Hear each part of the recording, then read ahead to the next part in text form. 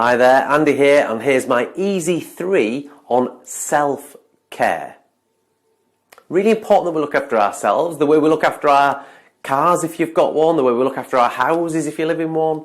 We always maintain things, yet we often forget about ourselves. So here's my easy 3. I'm going to start with, similar to a car, spot the signs that things might not be going so well. So the first thing is to know when you're not looking after yourselves. My car has a little amber light, or if it's really bad, a red light that comes on, and it tells me that something's wrong. The oil's low, it's overdue a service, which means it needs some care. We have those signs within ourselves, and they're all different for everybody. So what do I see when I've stopped caring for myself? I get quite irritable and find it difficult to focus on my family. So the first thing I do when I'm spotting the signs that it's often work related for me, that I'm not looking after myself, is that probably my workload has gone up, and my ability to cope with that is to turn other things off which are really important to me.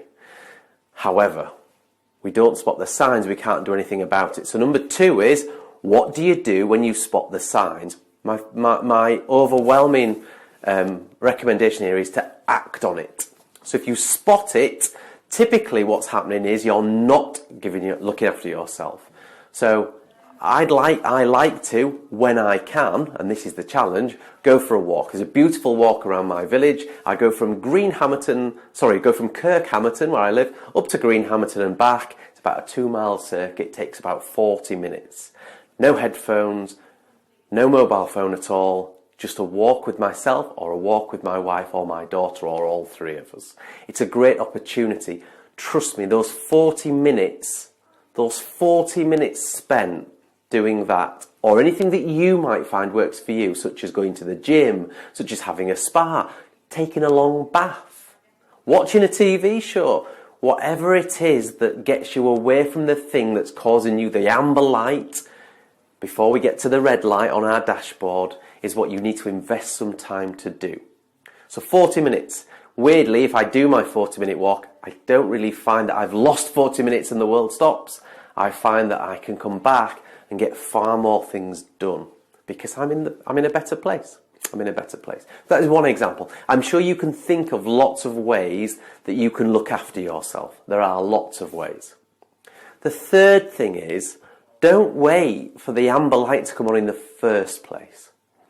Why not get into a habit? So create a routine that is 80% effective. And I say 80%, so there are 7 days in a week. So if we could do something for 5 out of those 7 days, we find it very effective. Eating healthy for 5 out of 7 days is proven to be very good for maintaining or losing weight. Going on 100% of a diet, very challenging indeed. So let's apply that to our self-care. So there is nothing to stop me going on my walk for 5 out of 7 days unless something up here tells me it's not going to happen. That thing up here that tells me it's not going to happen typically should be my amber light. That's saying to me, you can't do that because, but how can the other thing be greater than looking after myself? My car counts down to its service. It says, service due in 3,000 miles, and it counts its way all the way down. We don't need that. Because whilst the car's counting down for its service, we're still driving in it, it's still performing really well. So let's get into some habits. Let's get into some really healthy routines where we prioritise the things that help us look after ourselves so that we can better prioritise the rest of our life. But not forget that if this part isn't working and this part isn't working, we're not really working, and therefore everything else could suffer. Please take time, look after yourself.